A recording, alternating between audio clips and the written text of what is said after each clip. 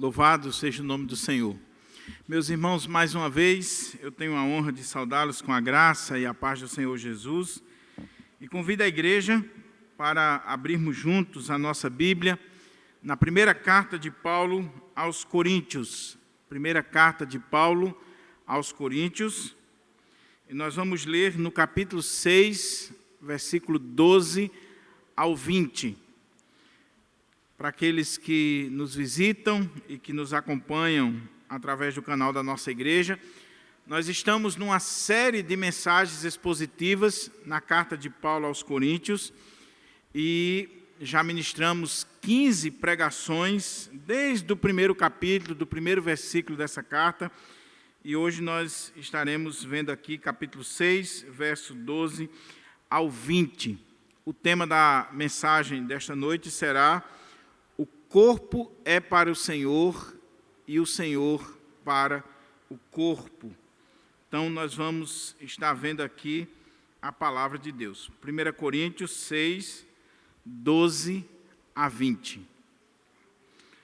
Eu estou usando a King James atualizada. Então, vamos acompanhar aqui a palavra do Senhor. Se tiver alguém sem Bíblia do seu lado, compartilhe a sua Bíblia com essa pessoa, para que todos possam ter acesso ao texto sagrado. Diz assim, 1 Coríntios 6, 12 ao 20. Todas as coisas me são permitidas, mas nem todas são saudáveis. Tudo me é lícito realizar, mas eu não permitirei que nada me domine. Os alimentos são para o estômago e o estômago para os alimentos. Deus, no entanto, destruirá tanto um quanto o outro. Mas o corpo não é para servir à imoralidade, e sim para o Senhor, e o Senhor para o corpo. Por seu poder, Deus ressuscitou o Senhor, e igualmente nos ressuscitará. Não sabeis que os vossos corpos são membros de Cristo? Tomarei eu os membros de Cristo e os unirei a uma prostituta? De forma alguma. Ou não é de vosso conhecimento que quem se une a uma prostituta torna-se um corpo com ela? Porquanto está escrito: os dois serão uma só carne. Entretanto, aquele que se une ao Senhor é um só espírito com Ele. Fugi, portanto, da imoralidade sexual. Qualquer outro pecado que uma pessoa comete, fora do corpo os comete. Todavia, quem peca sexualmente, peca contra o seu próprio corpo. Ou ainda não entendeis que o vosso corpo é santuário do Espírito Santo, que habita em vós, o qual tendes da parte de Deus, e que não pertenceis a vós mesmos, pois fostes comprados por alto preço. Portanto, glorificai a Deus no vosso próprio corpo. Vamos orar mais uma vez ao Senhor, pedir ao Senhor que nos abra a porta à palavra, nos oriente, nos edifique em mais um momento de exposição da palavra de Deus. Curva a sua fronte e ore ao Senhor. Pai querido, mais uma vez estamos diante da Tua palavra viva, eficaz, mais penetrante e cortante do que qualquer espada afiada de dois gumes. Palavra que vai no mais profundo do nosso ser. Então, Senhor, eu quero te pedir que o Teu Espírito Santo, que inspirou esse texto, possa trazer luz à minha mente, discernimento ao meu coração, intrepidez à minha alma, para que eu possa ministrar esta palavra com fidelidade, na autoridade e no poder do Teu Espírito Santo, e aplicar essa palavra à minha vida e à vida da Tua igreja. Que haja salvação neste lugar, que haja libertação, cura, transformação para a glória do teu nome. É em Cristo Jesus que eu te oro, pedindo a iluminação necessária, que as palavras dos meus lábios e o meditar do meu coração sejam agradáveis na tua presença, ó Senhor, rocha minha e redentor meu. Amém. Amém. Mantenha a sua Bíblia aberta, por favor, para que a gente possa considerar esse texto e extrair dele as lições que são necessárias e importantes para as nossas vidas. O tema da mensagem, conforme nós já anunciamos, é: o corpo é para o Senhor e o Senhor para o corpo. Está claro aqui no texto, na perícope que nós acabamos de ler. Para a gente entender esse texto, 1 Coríntios 6, do 12 ao 20, a gente precisa destacar algumas coisas à guisa de introdução para ficar claro o texto à medida que formos lendo. Primeiro, esse texto aqui, ele faz parte do segundo bloco temático da carta. O primeiro bloco, os 4 primeiros capítulos, que tratava das divisões. O segundo bloco, capítulos 5 e 6, que trata da disciplina na igreja. Paulo, ele está tratando de assuntos que carecem de uma postura disciplinar da igreja. São 3 assuntos básicos. Primeiro assunto, o caso de incesto, que um jovem estava indo para a cama com a mulher do seu próprio pai. Ele tratou no capítulo 5. Segundo assunto, nós tratamos hoje pela manhã, capítulo 6, 1 a 11, irmãos levando outros irmãos da igreja para os tribunais pagãos, e Paulo tratou disso. E agora, capítulo 6, 12 ao 20, Paulo está tratando de um problema que, à luz do texto como um todo, nós percebemos que era frequente naquela comunidade, naquela igreja, e a carta como um todo vai deixar isso claro. Qual era o problema? Membros da igreja de Corinto, pessoas crentes em Jesus Cristo, mas que ainda estavam vivendo na prática da imoralidade. Ainda estava vivendo na prática de pecados sexuais terríveis. Não só aquele jovem do capítulo 5, que Paulo começou a falar sobre aquela imoralidade tal, que nem entre os pagãos ele tinha visto, mas outros membros da igreja de Corinto continuavam na prática da imoralidade. Por isso que Paulo, parece que ele tinha abandonado o tema da imoralidade, quando ele faz esse parênteses entre o capítulo 5 e o capítulo 6, verso 12, quando no 6, 1 a 11, ele tratou da questão dos litígios entre irmãos, mas ele volta imediatamente ao assunto da imoralidade. E é esse o link.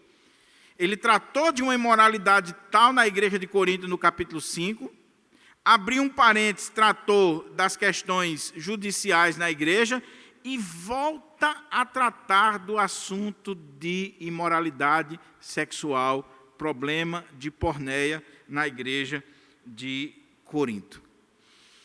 Mas outra coisa que a gente precisa destacar para poder entender esse texto é o contexto da cidade de Corinto. Veja, eu já destaquei aqui, e eu não posso entrar em detalhes, é só você voltar às mensagens e ir lá, principalmente na primeira mensagem, mas eu já destaquei aqui como era a cidade de Corinto.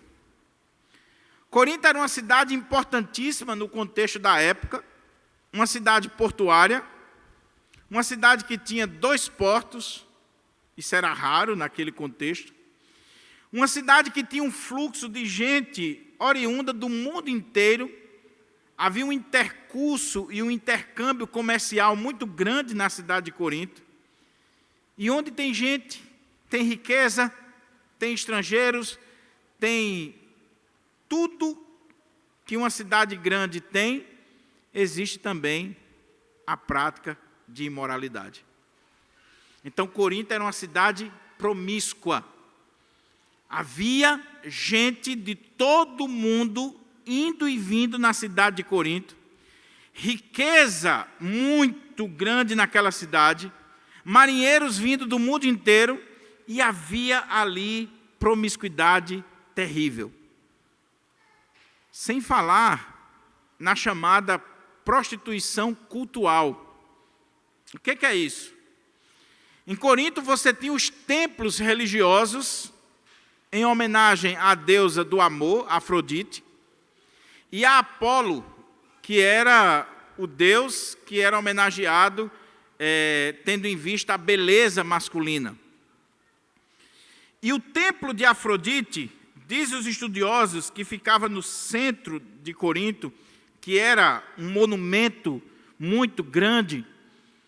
Havia no templo de Afrodite, a deusa do amor, pelo menos 1000 prostitutas cultuais, ou seja, mulheres que se prostituíam, se vendiam para os visitantes, os turistas, e com isso estavam arrecadando dinheiro para o templo da deusa e também encenando aquelas festas ou costumes dos cultos que dizia respeito à fertilização da terra.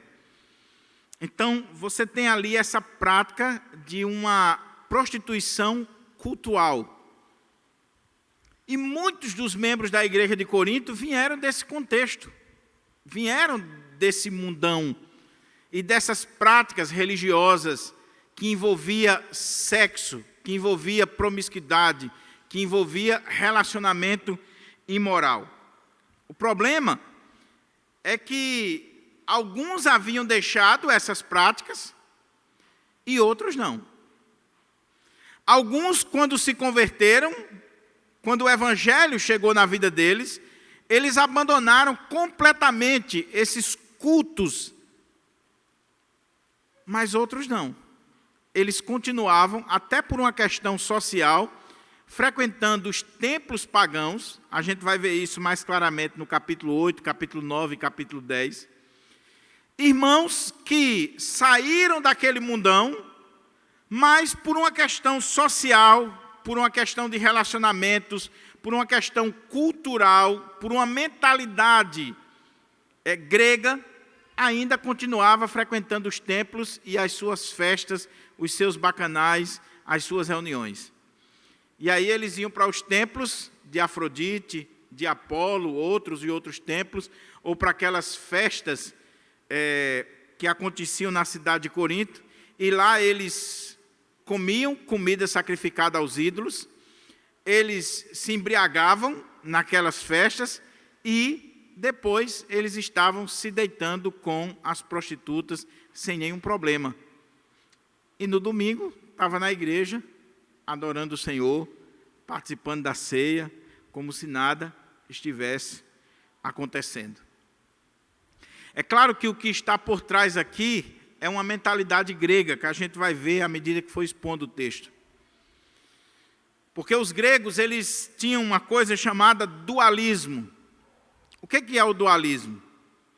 Na filosofia grega, existia essa ideia dualística, ou seja, os gregos dividiam matéria e espírito, o corpo e a alma.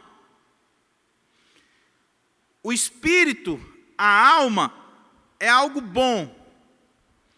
A matéria, o corpo, é algo ruim, é mau. E se eu faço essa dicotomia, esse dualismo, eu vou cair em dois extremos, em dois erros extremamente comuns, que um Paulo vai tratar aqui no capítulo 6 e o outro Paulo vai tratar no capítulo 7, que nós vamos ver domingo que vem. O primeiro extremo é, se o espírito é que é bom, se a alma é que é boa, é imortal, e eu tenho que me preocupar com ela, e a matéria, o corpo, é algo ruim, aquilo que eu faço com o corpo não me interessa. Não interessa a ninguém, porque essa matéria aqui, Deus não quer saber dela, ela vai ser destruída. Então, qual o problema de comer, beber? Qual o problema de fazer sexo? Qual o problema de usar o meu corpo da forma como eu quiser? Tudo me é lícito. Tudo me é permitido. Eu posso fazer o que quiser com esse corpo, porque esse corpo aqui a terra vai comer. É um extremo. O extremo da libertinagem, da licenciosidade, de tratar a matéria como algo ruim, e aí liberou geral. É o que Paulo vai tratar aqui. O outro extremo dessa mentalidade grega é o ascetismo. Ou, se o corpo, se a matéria é algo ruim, então eu preciso subjugar esse corpo e eu não posso fazer com ele nada que seja bom, que dê prazer, algo que satisfaça esse corpo. Porque esse corpo é ruim, ele tem que ser subjugado. Então, tudo que for bom para o corpo, eu desprezo.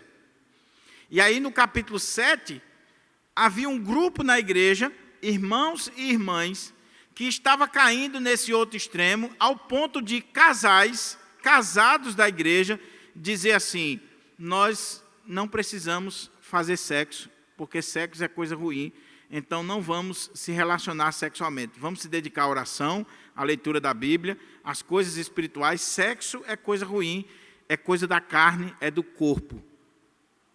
Os dois extremos são errados e Paulo vai tratar sobre eles nesses 2 capítulos. Mas voltando aqui para o capítulo 6, versos 12 ao 20, então esse é o ponto. Havia uma mentalidade grega de que a carne, o corpo, é ruim. Os gregos chamavam o corpo de a prisão da alma ou o caixão da alma. Era essa a visão grega em relação ao corpo. E por último, para a gente poder ler o texto, é que a igreja de Corinto, e alguns estudiosos entendem que esse é o ponto fundamental, aprendeu do apóstolo Paulo que em Cristo nós somos livres. Lembra de Gálatas capítulo 5? Vocês já são livres em Cristo. Vocês já estão libertos em Cristo.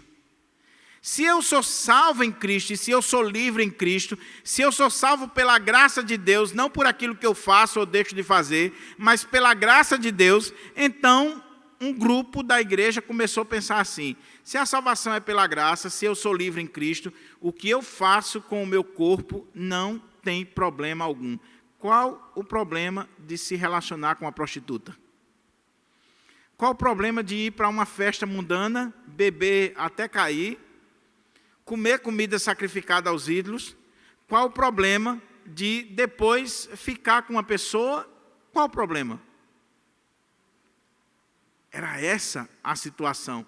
E se foi esse o fundamento, eles entenderam errado o apóstolo Paulo, porque a graça de Deus, a nossa liberdade em Cristo, não nos dá ocasião para pecar. Não nos dá. Então vamos olhar o texto e começar a tirar dele aqui algumas lições para a nossa vida. A primeira coisa que chama a atenção aqui é esse versículo 12. Esse texto aqui ele está dividido em 3 partes, do 12 ao 20, em 3 partes para a gente entender melhor. Primeiro, do 12 ao 14, do 15 até o 17 e 18 ao 20. E neste parágrafo, meus irmãos, Paulo vai mostrar o entendimento bíblico, teológico, paulino, que é inspirado pelo Espírito Santo a respeito do nosso corpo. Toda a teologia bíblica a respeito do corpo, Paulo vai trabalhar aqui, de forma inspirada pelo Espírito Santo. E a gente precisa olhar para esse texto para a gente não cair nos extremos, nem do liberou geral, nem tampouco do ascetismo, de privar o nosso corpo de coisas boas. Porque você pensa que essa questão ficou lá entre os gregos? Não, está entre nós. Tem crente que acha que o que ele faz com o corpo não tem problema nenhum, porque afinal de contas Deus só quer o coração, Deus só quer a alma, e aí a maneira como se veste, o que faz com o corpo não está nem aí. Ou tem aqueles que vão para o outro extremo de dizer assim, não, eu já sou crente em Jesus Cristo, já sou salvo em Jesus Cristo, então eu não posso mexer com nada para o corpo, eu tenho que me preocupar com minha alma. Esse corpo veio aqui, a terra vai comer. Você já viu gente dizendo isso? A gente precisa ver a teologia correta, bíblica, sobre o corpo. Então a primeira parte, verso 12 ao verso 14, vamos ler aqui para a gente ir internalizando. Diz assim, verso 12 ao 14. Todas as coisas me são permitidas, mas nem todas são saudáveis. Tudo me é lícito realizar, mas eu não permitirei que nada me domine. Os alimentos são para o estômago e o estômago para os alimentos. Deus, no entanto, destruirá tanto um quanto o outro. Mas o corpo não é para servir à imoralidade, e sim para o Senhor, e o Senhor para o corpo. Por seu poder, Deus ressuscitou o Senhor, e igualmente nos ressuscitará. O que Paulo está dizendo aqui? Vamos procurar entender o texto. Primeira coisa que deve chamar a minha e a sua atenção, e eu sei que os irmãos aqui têm versões da Bíblia das mais diversas, mas se você tiver, por exemplo, com a NVI, com a NVT, outras versões mais modernas, ou a própria Nova Almeida atualizada, você vai ver que essa frasezinha, tudo me é lícito, ou tudo me é permitido, ela está entre aspas. Tem alguém aqui com a Bíblia com a versão assim? Aqui. Ela está entre aspas. Por quê? Porque esse slogan aqui não é Paulo falando. A ideia aqui é que essa frase é uma frase dos coríntios, dos irmãos de Corinto. Então, se você gosta de marcar sua Bíblia e estudar, você vai colocar entre aspas essa frasezinha aí. Tudo me é permitido, ou tudo me é lícito. Aqui na minha versão diz assim, todas as coisas me são permitidas. Então, bota entre aspas. A NVT, se eu não estou enganado, diz assim, vocês dizem, tudo me é permitido, ou tudo me é lícito. Ou seja, são os coríntios que estão falando. Eles estão dizendo, tudo me é lícito, ou todas as coisas me são permitidas.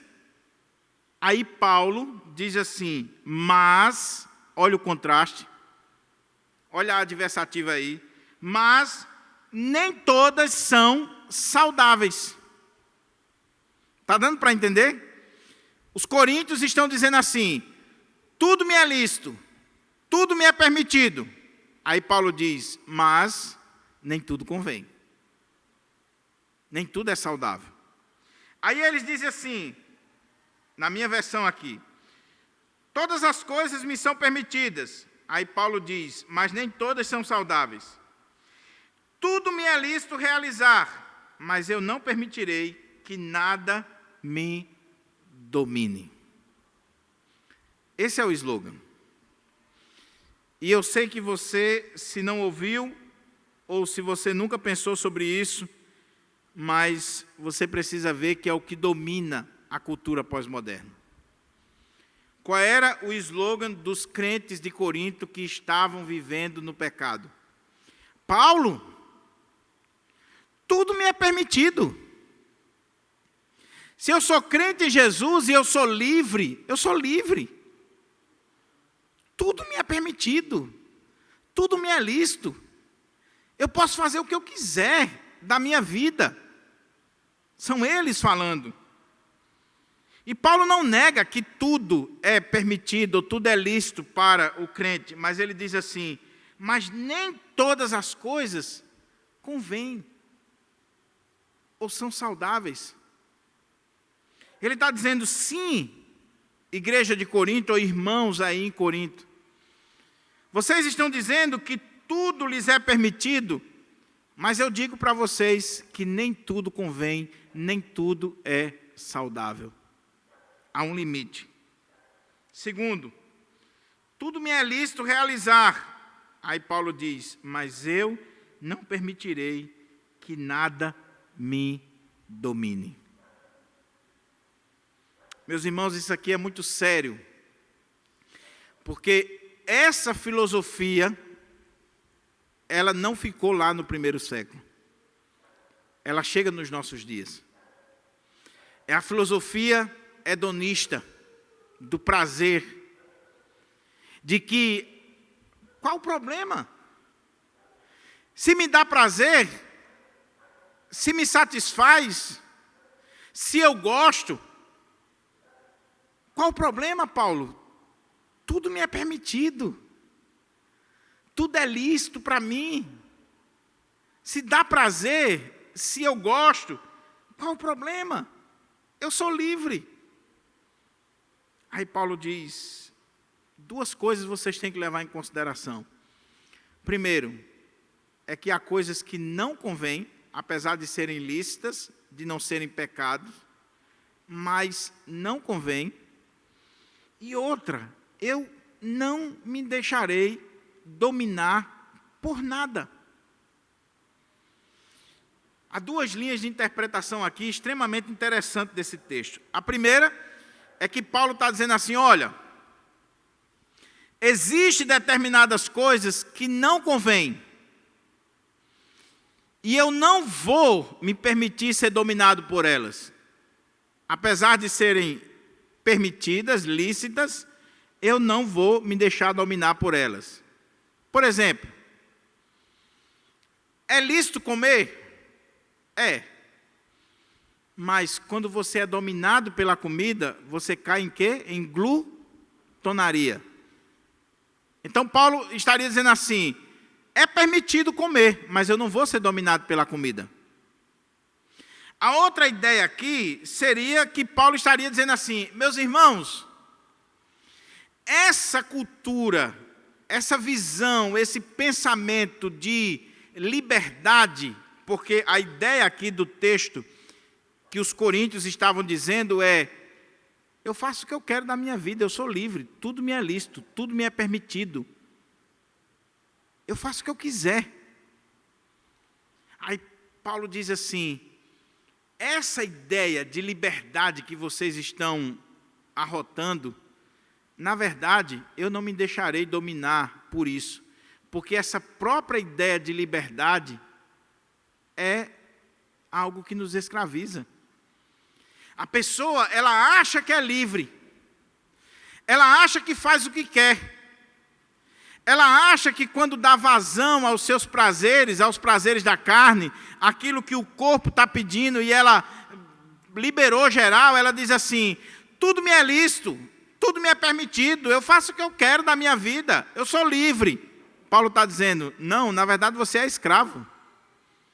Você é escravo dessa liberdade que você está achando que tem. A pessoa livre de verdade é aquela que diz assim, eu posso tomar isso aqui ou não posso tomar. Mas a outra, ela não consegue, por exemplo, deixar de beber a noite toda e ela está dizendo que faz aquilo porque é livre.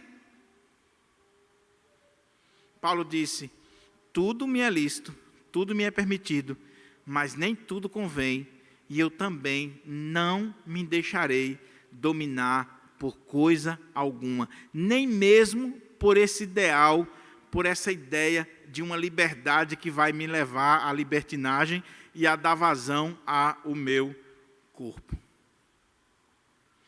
Está dando para entender aqui a lógica da argumentação de Paulo e daquele povo? Eles falam, Paulo rebate. Eles repetem a argumentação, Paulo rebate mais uma vez. Aí eles mudam o argumento.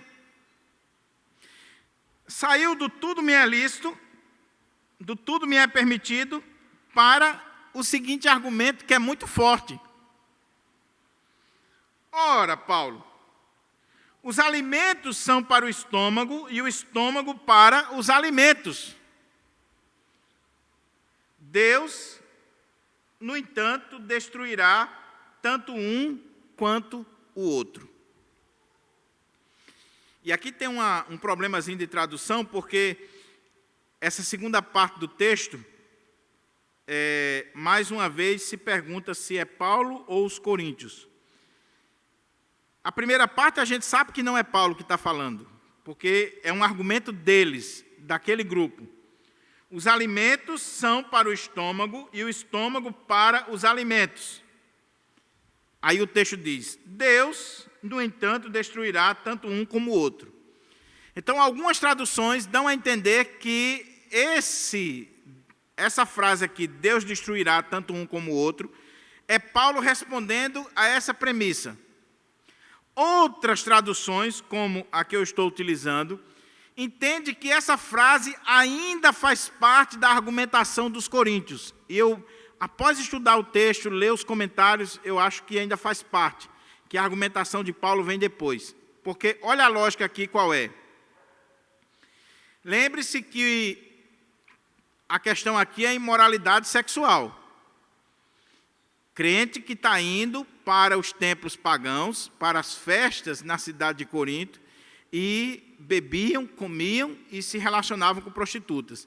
E Paulo está dizendo que não pode. Aí eles vão usar um argumento natural. Qual é o argumento? Paulo, os alimentos são para o estômago e o estômago para os alimentos. E aí eles estão dizendo, e Deus vai destruir tanto um como o outro. É uma possibilidade. O que é que eles estão dizendo aqui? Ora, existe coisa que é feita para outra. Existe um estômago que Deus fez para os alimentos e existe os alimentos para o estômago. Então, qual o problema de eu comer o que eu quiser? Eu tenho um estômago. Existem alimentos. Os alimentos são para o estômago e o estômago para os alimentos. Qual o problema de comer o que quiser? E detalhe, aí poderia ser eles mesmos falando, e eu acredito que seja. Deus vai destruir tanto um como o outro.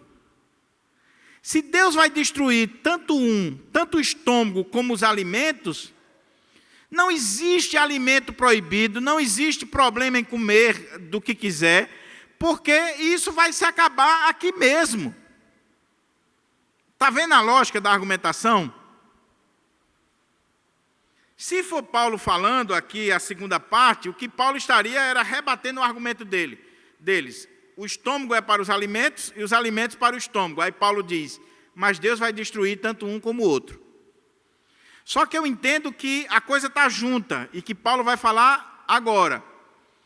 Que a argumentação deles é muito interessante, é forte. Ora, eu tenho um estômago, está ali o alimento.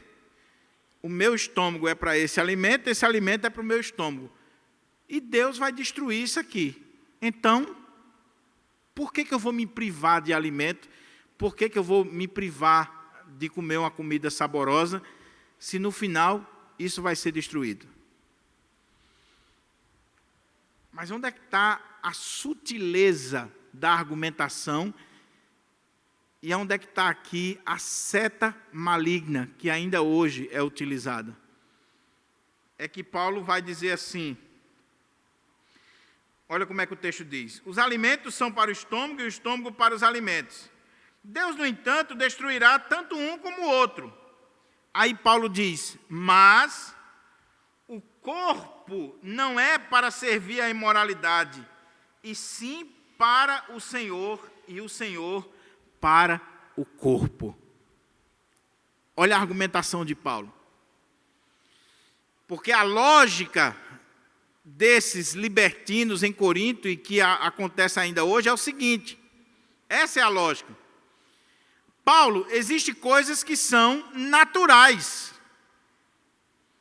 Ou seja, além de eu entender que tudo me é lícito, que tudo me é permitido, que eu sou livre para fazer o que eu quiser, eu tenho necessidades naturais que o próprio Deus criou. Então eu tenho um estômago que necessita de alimento e existe alimento para o estômago. E aí a consequência lógica eu tenho um corpo que tem necessidades sexuais e Deus criou outra pessoa que também tem necessidades. Então, nós nos completamos. Então, o homem é para a mulher e a mulher é para o homem. Qual o problema da relação sexual? Está vendo a lógica?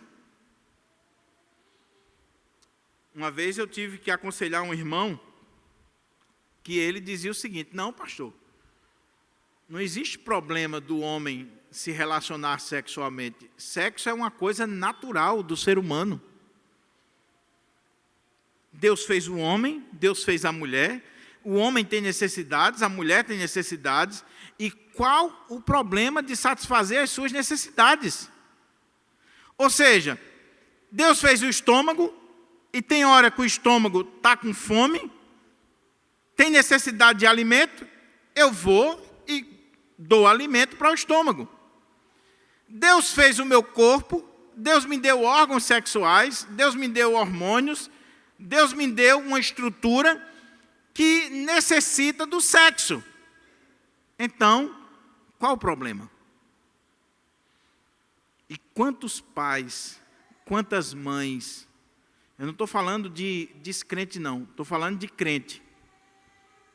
Quantas mães que dizem assim: meu filho é homem, meu filho tem necessidades físicas, biológicas, qual o problema? Uma vez eu tive que aconselhar uma mãe que ela dizia assim: olha, pastor, meu filho pré-adolescente, eu mesmo compro os preservativos para ele e digo: olha, o importante é você se cuidar. Crente. Aí Paulo diz: essa lógica de vocês não está correta. Ok, os alimentos são para o corpo, e o corpo para os alimentos, ou para o estômago? Sim, mas o nosso corpo não é para a imoralidade. Quando Deus fez o meu corpo, não foi para que o meu corpo fosse usado para a prática de imoralidade sexual. Quando Deus fez o meu corpo, Ele fez o meu corpo para o Senhor e o Senhor para o corpo. Ou seja, esse silogismo, essa lógica, essa argumentação de vocês, para aqui. Para aqui. E abrindo um parênteses aqui, meus irmãos, cuidado com lógica. Nem tudo que é lógico do ponto de vista divino. Cuidado com a lógica. Cuidado com as premissas erradas. Cuidado com esse silogismo que muitas vezes a gente usa e a nossa mente usa como defesa para justificar os nossos pecados. Era isso que estava acontecendo aqui. Lembre-se que Corinto é uma cidade grega, com escolas de filosofia. A filosofia é importante, é uma bênção, sim, o conhecimento é fundamental, mas a gente precisa ter cuidado para não estar usando a lógica sem a premissa bíblica, a teologia bíblica. Logicamente falando, o argumento está certo. Logicamente e humanamente.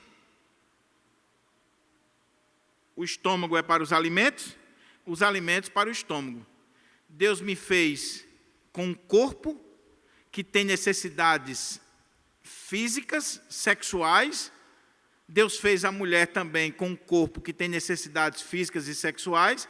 Então, do mesmo jeito que quando eu estou com fome, eu vou num restaurante e como e satisfaço a minha fome, se eu estou com necessidade sexual, eu também encontro uma pessoa, me relaciono com ela, ela vai para a casa dela, eu vou para a minha e vamos viver a minha vida. É essa a lógica do mundo. Mas a lógica de Deus, o que Paulo diz, vocês dizem, né? Os alimentos são para o estômago e o estômago para os alimentos. Deus, no entanto, destruirá tanto um quanto o outro. Aí Paulo, mas o corpo, ou seja, não venha com essa lógica até chegar no corpo. Por quê? Mas o corpo não é para servir à imoralidade, e sim para o Senhor, e o Senhor para o corpo.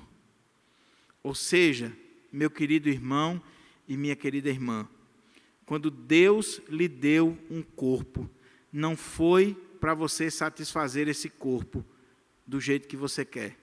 Esse seu corpo foi feito para o Senhor, para a glória do Senhor. E ele vai terminar dizendo: glorificai a Deus com o vosso corpo. Destruiu a argumentação dos coríntios.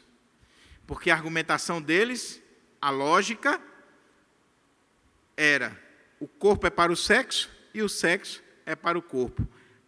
Paulo diz: nada disso. O corpo é para o Senhor e o Senhor é para o corpo. Ou seja, quando Deus fez o nosso corpo, Deus não fez necessariamente o nosso corpo para a relação sexual. Deus fez o nosso corpo para glorificar a Ele, em primeiro lugar. E um detalhe que tem aqui, que é essa premissa, e depois Paulo vai destrinchar isso aqui, e que intriga os estudiosos. Porque veja o que o texto está dizendo, meus irmãos. O corpo é para o Senhor. É fácil de entender, né? Ou seja, quando Deus criou o ser humano, quando Deus criou o corpo humano, Ele fez para Ele, para a sua glória, que é o que Ele vai dizer no final. Mas o que Ele quer dizer quando Ele diz assim: e o Senhor é para o corpo? O que isso quer dizer? Isso intriga os estudiosos, porque o que Paulo estaria dizendo aqui é que quando Deus criou o corpo humano, Deus criou esse corpo, e nesse projeto aqui de Deus, já estava em vista o seu Filho Jesus Cristo, que teria um corpo humano. Então, nós fomos criados, o corpo foi criado, o homem foi criado para o Senhor, mas o Senhor existe para um corpo, ou seja, Jesus Cristo iria assumir um corpo humano. E Jesus Cristo está em carne, em corpo, Ele assumiu um corpo para todo sempre. É isso que Paulo quer dizer. Ou seja, os anjos não têm corpos, eles são seres criados por Deus, eles têm liberdade, eles têm inteligência, eles têm capacidades, mas eles não têm corpo. Mas o homem foi criado com um corpo. E esse corpo do homem foi criado para a glória de Deus. Mas não só para a glória de Deus. Quando Deus criou o corpo do homem, Deus já estava nos planos dele, na eternidade, Ele já estava determinando que o seu filho teria um corpo. Ou seja, quando Ele criou o corpo, Ele estava criando o corpo para o seu filho. E aqui Paulo destrói toda essa filosofia que despreza o corpo humano, que olha para a matéria como sendo má, que olha para o corpo como sendo algo ruim, que olha para a humanidade ou para o corpo como a prisão da alma. Ou seja, aquela filosofia grega em relação à matéria cai por terra aqui. Ele está destruindo toda essa filosofia grega. Os gregos não conseguiam entender como é que Deus pode assumir matéria, corpo humano. Se a matéria é má, como é que Ele pode assumir a matéria? Mas Paulo está dizendo que o Senhor criou o corpo, porque esse corpo é para o Senhor. E aí, ele vai usar outro argumento para a gente ir para a segunda parte. Ele vai dizer assim: por seu poder, Deus ressuscitou o Senhor e igualmente nos ressuscitará. Qual é o argumento aqui, meus irmãos? Vocês estão comigo? Qual é o argumento? Eles disseram assim: olha, Paulo, o estômago é para os alimentos e os alimentos para o estômago. A consequência lógica do argumento deles, onde é que eles querem chegar? é que o corpo é para o sexo e o sexo é para o corpo. Aí Paulo diz, sim, o estômago é para os alimentos para o estômago, Deus vai destruir tanto um quanto o outro. Porém, o corpo é para o Senhor, ou seja, não é para a imoralidade sexual, e o Senhor é para o corpo. E diferente do estômago ou dos alimentos que vocês estão dizendo que Deus vai destruir, e de fato vai destruir, o corpo não se destina à destruição, mas à ressurreição. Olha que coisa extraordinária. Olha que coisa linda o que Paulo está dizendo aqui. Porque na mentalidade grega, na mentalidade daqueles irmãos, é o seguinte, o corpo, a matéria, vai ser destruído. Se vai ser destruído, o que eu faço com esse corpo não interessa. Você já viu aquela lógica? Menina, olha, tu vai ficar para titia, viu? E outra coisa, a terra vai comer, viu? Se você não usar, a terra vai comer. E aí a pessoa, ela está usando uma mentalidade que não é bíblica, é grega, é mundana. Porque está dizendo assim, olha, a terra vai comer isso aqui, então o que eu faço com isso aqui, com o meu corpo, não tem problema nenhum. Então usa logo, meu irmão, porque a terra vai comer, vai ficar velho, vai cair, vai fazer isso, vai fazer aquilo. Aí a pessoa diz assim, é mesmo, viu? É mesmo, o tempo está passando, isso aqui é matéria mesmo, a terra vai comer, então vou liberar geral. Aí Paulo está dizendo, não. O corpo, quando foi criado, ele foi criado para o Senhor e o Senhor para o corpo, e assim como Deus ressuscitou Jesus, ele ressuscitou em quê? Em corpo, em carne. O corpo dele foi glorificado, sim, mas é o corpo de Jesus. Ele está em carne. Ele ressuscitou o Senhor em corpo e nos ressuscitará. Daí o credo apostólico diz o quê? Creio na ressurreição do corpo. A argumentação de Paulo é, não caia nessa de que a terra vai comer e por isso você tem que liberar geral para a sexualidade, porque Deus se importa tanto com o seu corpo não vai ser destruído eternamente, como o argumento anterior, que Deus resolveu ressuscitar Jesus Cristo em corpo e Ele vai ressuscitar você também, ou seja, nós estaremos para sempre reinando com o Senhor em corpo, alma e espírito. Isso aqui é muito sério, meus irmãos. Porque, sem querer, nós somos mais gregos do que cristãos. Nós somos mais filosóficos do que bíblicos. Porque a gente defende, por exemplo, e em parte está certo, a imortalidade da alma, a existência eterna da alma. Sim, meu irmão, mas não é só a alma que vai viver eternamente com o Senhor, não. É o meu corpo que vai ressuscitar. Então, Deus se importa com o meu corpo. Então, cuidado quando você está fazendo essa dicotomia ou esse dualismo entre alma e corpo, entre espírito e corpo. E aí a alma você valoriza, o corpo não. E a gente vai ter implicações disso lá na frente. Paulo está dizendo, cuidado com essa argumentação. Eu pergunto para você, meu querido irmão, minha querida irmã, será que mudou o argumento nos dias atuais? O homem não mudou, o homem é o mesmo. A lógica é a mesma. Como é que a turma aí defende a promiscuidade, a prostituição, o pecado rolando solto? Primeiro, eu sou livre, tudo me é permitido, tudo me é lícito, eu faço o que eu quiser da minha vida. Segundo, necessidade natural. Assim como eu tenho necessidade de alimento, eu tenho necessidade de sexo. Tenho culpa se Deus me fez assim, com necessidade? E é uma necessidade que eu não consigo não satisfazer, porque é algo natural. E tem mais um detalhe: isso tudo vai acabar mesmo. A terra vai comer, o tempo está passando, e eu preciso dar vazão aos desejos da minha carne.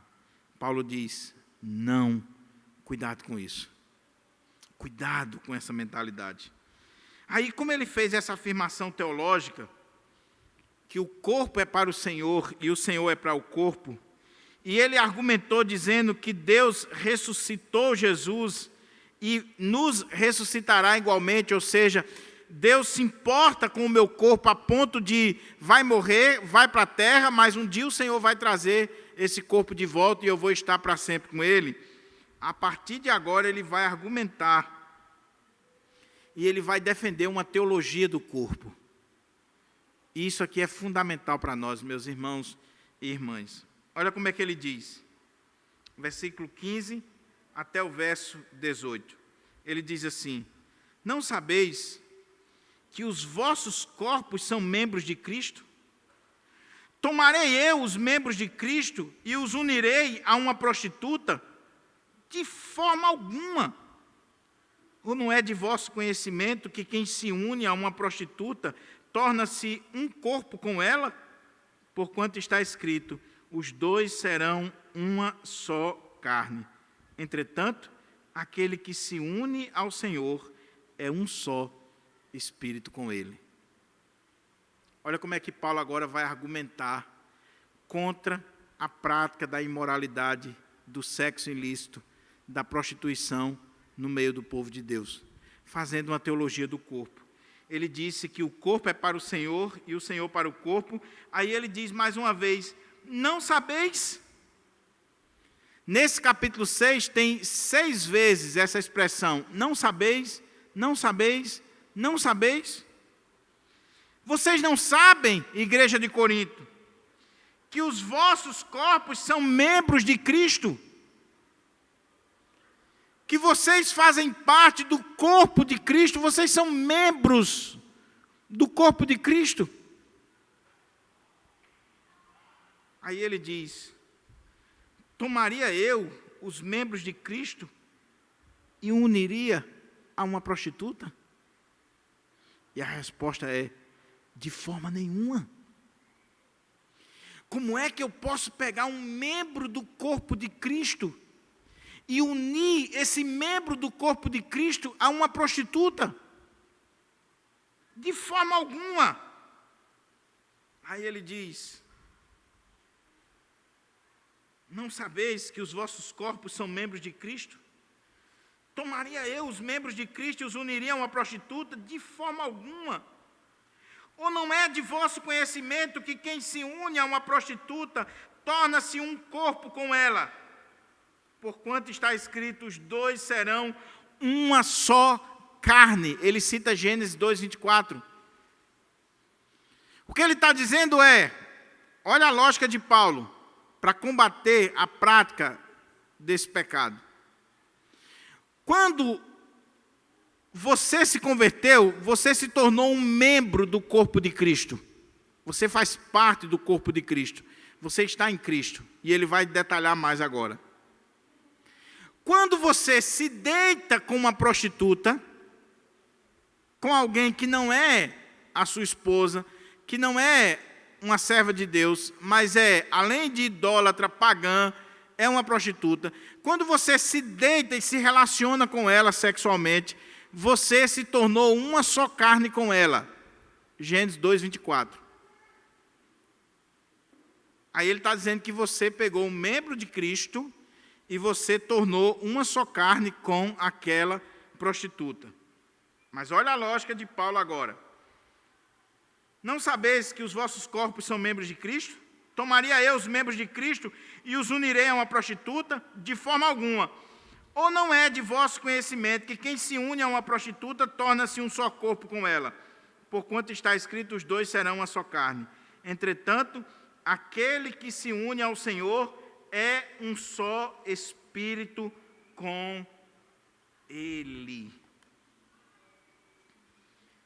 Qual é o ponto aqui, meu irmão? E aqui a coisa complica. Se você é crente, você é um com Jesus. Você está unido a Cristo. É a união mística com Cristo. Você é membro do corpo de Cristo. Você está unido a Jesus. Só que você resolve se deitar com uma prostituta. Você se tornou um só corpo com ela. Qual é a consequência lógica que Paulo está dizendo? Você está levando Cristo para aquela relação. É como se Cristo estivesse se deitando com uma prostituta. Porque você está em Cristo, você é membro do corpo de Cristo, e na hora que você se deita com a prostituta, é como se Cristo, que está em você e você está nele, ele estivesse se deitando com aquela prostituta. É claro que muitos exegetas vão dizer que Paulo está usando aqui um exagero terrível, porque ou você está unido a Cristo ou você está unido a uma prostituta. As duas coisas não tem como acontecer, mas a imagem aqui é terrível. Conta-se que um pastor estava num tribunal eclesiástico julgando um irmão que tinha caído em pecado. E na hora das perguntas, o pastor fez uma pergunta emblemática para aquele jovem. Meu irmão, quando você se deitou com aquela prostituta, você não se lembrou de mim? E o jovem ficou intrigado. Ora, como é que eu ia me lembrar do Senhor? Disse, meu irmão, nós somos um em Cristo. Nós pertencemos ao corpo de Cristo, nós somos membros do corpo de Cristo. E quando você foi e se deitou com aquela prostituta, você me levou para aquela relação. Porque nós somos membros do corpo de Cristo. Você está vendo como o pecado é sério? Que quando um membro cai, ele está levando a igreja com ele, porque nós somos um com ele. Mas não é só a igreja que ele está levando, não. O que Paulo está dizendo aqui é que, por ele estar unido a Cristo, ele está levando Cristo para aquela relação. E a pergunta de Paulo é, pegaria eu os membros de Cristo e uniria com a prostituta? Você consegue imaginar Jesus, o Filho de Deus, o Salvador, santo, puro, perfeito, indo para um templo pagão, ou para um motel, ou para uma festa promíscua, encher a cara e se deitar com prostitutas? Você consegue imaginar isso? Talvez você fique assim horrorizado, né? Mas toda vez que um crente faz isso, ele está levando Cristo, ele está levando a igreja, ele está levando os outros membros do corpo de Cristo. Por isso que Paulo está sendo tão duro. Então, ele diz, não sabeis que os vossos corpos são membros de Cristo? Tomarei eu os membros de Cristo e os unirei a uma prostituta? De forma alguma. Ou não é de vosso conhecimento que quem se une a uma prostituta torna-se um só corpo com ela? Porquanto está escrito, os dois serão uma só carne. Entretanto, aquele que se une ao Senhor é um só espírito com ele. Se nós estamos em Cristo, se nós somos um em Cristo, nós deveríamos pensar 1000 vezes em cair em um pecado como esse, porque Cristo está indo para ali. Há um clássico da literatura evangélica que eu queria recomendar para você. Em seus passos, o que faria Jesus? Esse livro é um livro que todo crente precisaria ler. Tem gente que critica alguns exageros, algumas coisas, mas a lógica do livro é fundamental. A lógica do livro é o seguinte: se Jesus estivesse aqui hoje, na sua pele, ele faria o que você está fazendo?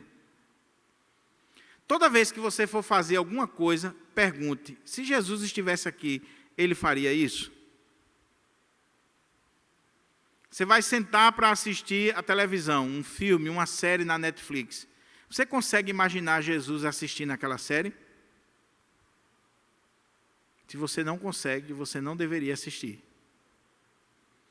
Você vai para determinados lugares. Você consegue imaginar Jesus ali naquele lugar que você está? Se você não consegue imaginar, você não deveria estar ali. Essa é a lógica. Você vai dizer determinadas palavras. Você consegue enxergar Jesus dizendo aquelas palavras que você está dizendo? Aquelas piadas que você está contando? Se você não consegue, você não deveria fazer aquilo. É o que Paulo está dizendo aqui. Nós estamos unidos a Cristo. Detalhe, meu irmão. Toda vida que você senta para assistir as suas séries na Netflix ou diante do computador, Jesus está com você. Sua mulher pode não estar. Seu marido pode não estar, minha irmã. Mas Jesus está com você. E Ele está assistindo o que você está assistindo. Toda vez que você abre o seu celular, Ele está ali vendo o que você está vendo. É essa a lógica de Paulo.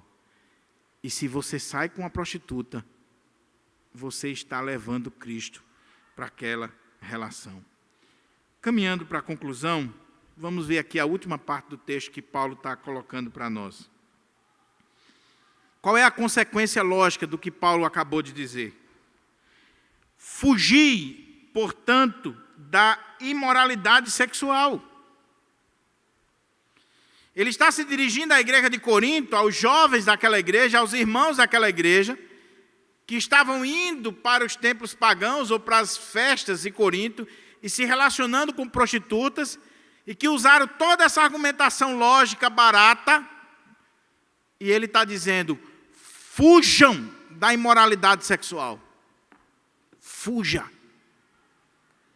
Você já parou para pensar que a Bíblia não manda fugir do diabo? A Bíblia diz, resistir ao diabo. Detalhe, dizer o texto completo. Sujeitai-vos a Deus, resistir o diabo, e ele fugirá de vós. Não vá resistir o diabo sem antes estar sujeito a Deus, que você se quebra. Sujeitai-vos, portanto, a Deus, ou seja, esteja debaixo das asas do Senhor, da proteção do Senhor, aí resiste o diabo e ele foge de você. Agora, toda vez que a Bíblia fala de sexualidade, de porneia, a Bíblia diz assim, fuja, dê no pé. Fuja dos desejos da mocidade. Fugir da imoralidade. Lembra de José? A mulher estava lá tentando ele. José balançou, meu irmão, porque José era homem. Se alguém está dando em cima de você, meu irmão, e você não sente nada, você está precisando de um tratamento seríssimo. Se você não se sente atraído, meu irmão, ou minha irmã, vamos falar aqui o português bem claro. Se o seu corpo não tem esse tipo de atração, você está precisando de um tratamento aí seríssimo espiritual. Não, mas eu sou cheia do Espírito Santo. Eu sou uma mulher de Deus. Eu sou isso, eu sou aquilo. Eu quero ver. E vai brincando com isso aí. A Bíblia diz, fuja, dê no pé. Não fica não, meu irmão, que a queda é feia. É feia. Se José não tivesse corrido, ele estava na cama até hoje com a mulher de Potifar. A não ser que ele tivesse uns problemazinhos que você sabe. Fuja da imoralidade. Fuja desse pecado. Caia fora. Não abra brecha. Não dê espaço, o mínimo espaço. Meu irmão, se você está sendo atraído por uma pessoa no seu trabalho, se for preciso, mude de trabalho. Caia fora. Mas não fique lá. Uma vez eu vi um pastor que contou o seguinte: ele estava se atraindo por uma colega de trabalho. E ele chegou e pediu as contas. Se eu prefiro sair do trabalho do que cair. Mas deixa eu contar uma historinha aqui, só para você entender o que eu quero dizer. Falar de pastores, né? Porque os membros em si, o pessoal já fala muito. Falar de pastores. Para você entender o que é carne e o que é que Paulo está dizendo aqui. Diz que um grupo de pastores resolveu fazer um retiro espiritual para buscar o Senhor, jejuar, orar, se consagrar. E aí chegaram à conclusão: vamos fazer o retiro agora. Se é um retiro de consagração espiritual, não pode levar mulher. Nós vamos só orar, se consagrar, ler a Bíblia, só vai ter homem. Não, mas quem vai cozinhar? Não, mas tem fulano que cozinha, tem... Não.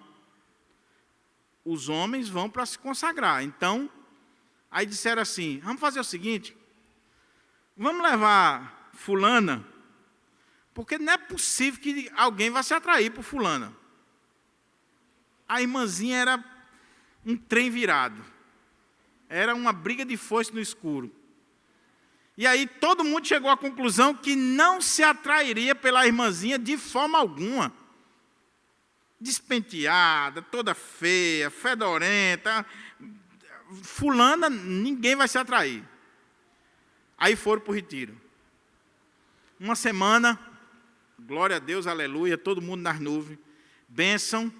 15 dias, era para ser 2 meses. 15 dias, um pastor chegou para o outro e disse assim: estou indo embora. Aí disse: por que 15 dias? Estou indo embora.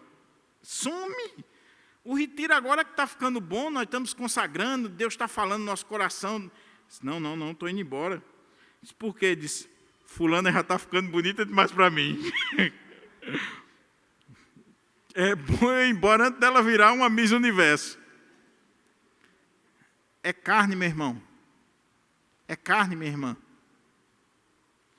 Só que Paulo disse: fuja, caia fora. Está sendo tentado? Caia fora. Por quê? Ele conclui: fugir, portanto, da imoralidade sexual. Qualquer outro pecado que uma pessoa comete, fora do corpo os comete. Todavia, quem peca sexualmente, peca contra o seu próprio corpo. Olha que coisa séria. Existe algo de muito peso na questão do pecado sexual. E Paulo está dizendo que qualquer outro pecado, não é que os outros pecados a gente possa relativizar, não.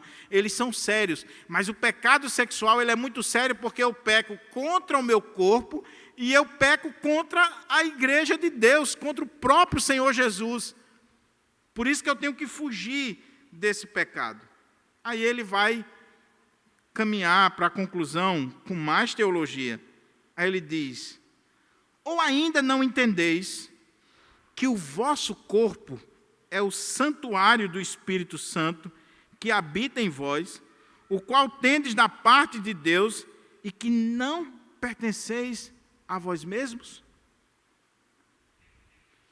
Veja, meus irmãos, a argumentação de Paulo para destruir aquela lógica maligna dos coríntios. Porque qual é a lógica que ainda se utiliza hoje? E que você, mesmo sendo crente, se você não tiver um conhecimento bíblico, você pode defender. O corpo é meu, pastor. Eu faço o que eu quero com o meu corpo.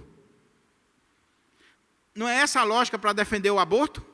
Inclusive uma lógica, meu Deus do céu. O corpo é meu corpo, minhas leis. Eu faço o que eu quero com o meu corpo. Detalhe, o corpo da criança que está no ventre é dela, não é seu. Ali não é um prolongamento da mãe, ali é um ser, um indivíduo. Ali, e o direito dela? E o direito dela? Mas a lógica é essa: o corpo é meu, eu faço o que eu quero com o meu corpo. Eu me relaciono com quem eu quiser, porque o corpo é meu, o pastor não manda de mim, pai não manda de mim, ninguém, eu faço o que eu quero. Aí Paulo diz: não sabeis vós que os vossos corpos são santuário do Espírito Santo, que o Espírito habita em vós e que vocês não são de vocês mesmos, mas vocês foram comprados. O corpo de vocês não pertence mais a vocês, foi comprado pelo sangue do Senhor Jesus Cristo. Então esse corpo não é seu, meu irmão, você não pode fazer o que quer com esse corpo, porque esse corpo é de Jesus Cristo, Ele comprou com o seu sangue. E você é o templo do Espírito Santo de Deus. Não profane esse templo, não profane essa casa que o Senhor habita. Aí ele conclui dizendo assim: pois foste comprado por alto preço. Portanto, aí ele dá uma ordem: glorificai a Deus com o vosso próprio corpo. É interessante que nas igrejas evangélicas, glorificar a Deus com o corpo é fazer coreografia evangélica, trenzinho de Jesus, pular para a glória de Deus. Glorificar a Deus com o corpo aqui é o quê, irmãos, dentro do contexto? Fugir da imoralidade. Glorificar a Deus com o corpo aqui não é criar grupo de gestos na igreja, não. Glorificar a Deus com o corpo, que Paulo está dizendo aqui, é fuja da imoralidade, da prostituição, da impureza, desses pecados. Fuja, caia fora, não pratique isso. Eu quero só fazer algumas aplicações e nós estaremos orando, concluindo a mensagem. Primeira aplicação que eu quero fazer, meu irmão e minha irmã: cuidado com a mentalidade mundana. Cuidado para você não estar sendo influenciado pela filosofia deste mundo, pela cultura deste mundo que nós estamos inseridos. Por que esses crentes de Corinto estavam vivendo assim? Por causa da mentalidade grega, da cultura que eles estavam vivendo, que estava fazendo a cabeça deles. Irmão, não existe neutralidade no mundo, não existe. O filme que você assiste, a música que você escuta, o livro que você lê, tudo que está sendo produzido aí tem um propósito por trás, tem uma mensagem. Não seja inocente. Ah, pastor, então não posso assistir uma série na Netflix? Pode, mas procure entender o que eles estão transmitindo. Qual é a mensagem que está por trás? Ah, pastor, então não posso escutar uma música? Pode, meu irmão, mas veja o que está sendo passado pelaquela música. Aquele livro que você está lendo, a cultura que está sendo transmitida para você, as informações que estão chegando até você, elas não são neutras, elas doutrinam você, elas mudam a sua mentalidade, a sua maneira de ser. Quer um exemplo? Essa dicotomia aqui, entre sagrado e profano. Não, pastor, tem coisas que eu defendo na igreja, e ok. Agora, lá fora, aí eu penso diferente. Cuidado com esse mundo, com aquilo que está sendo transmitido para você. Hoje, principalmente nas redes sociais. Antes era mais na mídia, de um modo geral, na televisão. A Globo chegou um período que disse assim: ainda não dá para botar duas mulheres se beijando. Mas vamos começar a colocar personagens homossexuais ou lésbicas que sejam gente finíssima, que faz você rir, e aí você vai se acostumando com aquele personagem, daqui a pouco botaram se beijando, depois bota se abraçando, se relacionando, casando, e você já nem sentiu mais o que eles fizeram. Você já viu crente assistindo novela e defendendo uma relação promíscua? O cara é casado com a outra, mas ele conheceu uma menina mais nova, a mulher dele não presta, e ele vai se relacionar com a amante. E está lá a irmãzinha cheia do Espírito Santo dizendo assim: olha, vai dar certo, vai dar certo.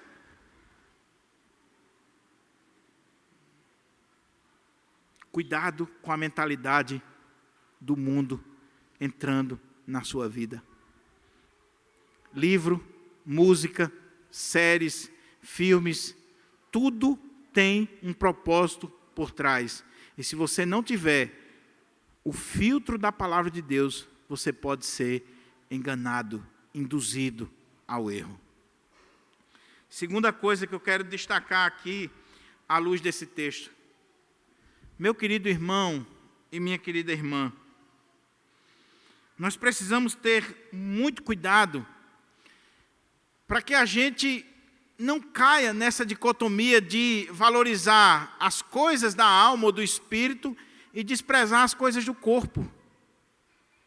Nem um extremo, nem outro. Tem crente que só pensa no espírito, só pensa nas coisas espirituais. Não, irmão. Nós somos corpo. E como corpo, a gente tem necessidade de alimento, a gente tem necessidade de sono, a gente tem necessidades sexuais. Tem. Então, não tem nenhum problema você desfrutar das coisas boas para o seu corpo. Nenhum problema. Não está se aguentando mais não, meu irmão, minha irmã? Está subindo nas paredes? Case. Case. Qual o problema de casar? Sabe qual é a dificuldade? É porque hoje, para casar, tem que ter carro, casa, isso, aquilo, outro. Aí o namoro vai ficando cada vez mais tempo, né? E cá entre nós, um namoricozinho de 10 anos, você quer enganar quem? A cereja do bolo já foi embora há muito tempo. Já foi embora. Os namoros de hoje, que o cara dorme na casa da menina, viajam junto, dorme em hotel junto. Meu irmão, então, ao invés de você viver na prática do pecado, que é o caminho que vai acontecer aí, case, meu irmão, case, se una, faça a coisa certa, mas não viva na prática do pecado. Mas o ponto que eu estou dizendo aqui é, esse texto vai nos ensinar a valorizar o nosso corpo, a cuidar do nosso corpo. Eu estava lendo esse texto e não saía da minha cabeça Geórgia. Olha ela rindo aqui, ó. Porque esse texto aqui tem implicações de todas as áreas para a gente. E eu estava dizendo aqui, eu tenho que fazer academia, eu tenho que cuidar do corpo. Tenho que fazer dieta. Eu tenho que dormir na hora certa. Eu tenho que me importar com o meu corpo. Porque eu não posso cair nos extremos. Aquelas irmãs das igrejas antigas, né? Aquela santidade que é a alma, o espírito e as pernas e o sovaco cheio de cabelo.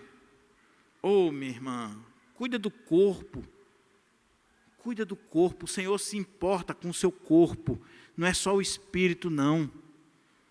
Se cuide, se valorize para a glória de Deus. O Senhor se importa com esse corpo. E a outra coisa que eu quero destacar aqui, que Paulo está colocando para nós, vamos glorificar a Deus com o nosso corpo. Deus não fez o nosso corpo para a imoralidade, para a prostituição, para as coisas que esse mundo está colocando aí. Deus fez para a sua glória.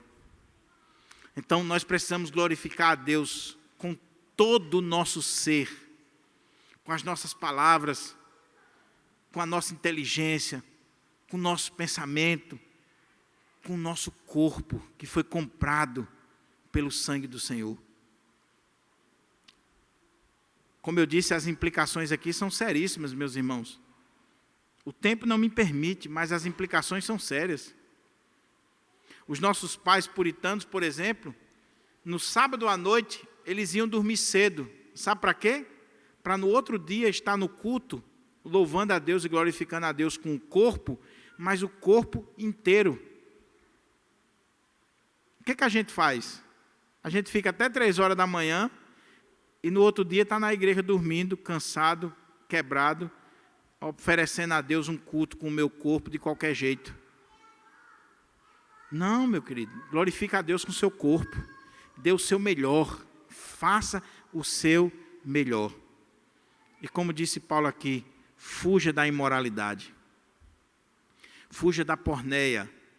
Imoralidade aqui tem a ver com todos os pecados relacionados à área sexual. Aqui estava sendo aplicado especificamente para a prostituição, o relacionamento com prostitutas. Mas tem a ver aqui com adultério, tem a ver aqui com fornicação, com tantas e tantas coisas. Fuja, caia fora. fuja. Qualquer pecado que o homem comete, fora do corpo, ele comete. Mas quem comete o pecado da prostituição, ou da impureza, ou da imoralidade, os efeitos é no seu próprio corpo. É no seu próprio corpo. E quantas vezes crentes têm pagado um preço altíssimo por viverem assim. Glorifica a Deus, meu querido. Você que é jovem, você, minha irmã, você, meu irmão, você que não casou ainda, as meninas da igreja, eu sempre digo isso, recentemente disseram, o pastor é misógino, é não sei o quê, fala das mulheres. Não, eu estou falando para o bem. Quando eu digo para as meninas da igreja, não seja maçaneta de porta, que todo mundo pega, que todo mundo acaricia. Não dê a cereja do bolo, sem que o cara leve você para o altar. Se valorize. Eu conheci uma menina crente, serva de Deus. Na primeira noite que o cara foi namorar com ela, resolveu passar a mão onde não devia, ela deu uma tapa nele segura e disse, nunca mais faça isso. O cara disse, opa, essa aqui é para casar. Porque as outras eu fazia, ela deixava e achava bom. Crente, essa aqui não. Essa aqui disse, opa, tem limite. Você está achando que eu sou qualquer uma? Então se valorize, glorifique a Deus com o seu corpo. Viva para a glória de Deus. Que o Senhor aplique a palavra dele no nosso coração. Que haja mudança, que haja graça na nossa vida. Vamos orar?